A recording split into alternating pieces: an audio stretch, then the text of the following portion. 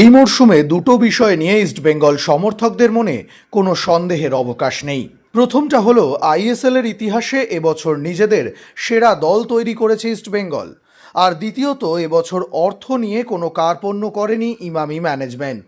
শেষ কয়েক বছরের যে অভিযোগ তাদের বিরুদ্ধে উঠেছিল, বিশেষ করে ইমামি নতুন প্রজন্মের কর্মকর্তা বিভাস আগরওয়াল ইস্টবেঙ্গলের এই দলের সঙ্গে বেশ ভালোভাবে যুক্ত।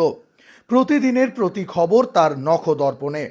ইস্টবেঙ্গলের দল শক্তিশালী করতে তিনি মস্ত বড় ভূমিকা নিয়েছেন। এবার কান পাতলেই শোনা যাচ্ছে অস্কারকে এই কঠিন সময়েও চাকরিতে রেখে দেওয়ার সিদ্ধান্ত তার। কিন্তু এত টাকা বিনিয়োগ করার পরেও দলের পারফরমেন্স যে ভীষণ খারাপ, সেটা তো অস্বীকার করার উপায় নেই। আর তাই বৃহস্পতিবার অনুশীলনের আগে রাজারহাটের টিম হোটেলে কড়া ক্লাস হতে চলেছে ইস্টবেঙ্গল কোচ ফুটবলারদের।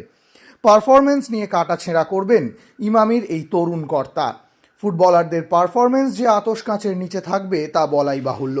মোহামেডান ম্যাচ থেকে যেভাবেই হোক ঘুরে দাঁড়াতে চাইছে ইস্টবেঙ্গল, আর সেই রাস্তায় ভীষণ গুরুত্বপূর্ণ হতে চলেছে ইমামির সঙ্গে কোচ ফুটবলারদের এই বৈঠক।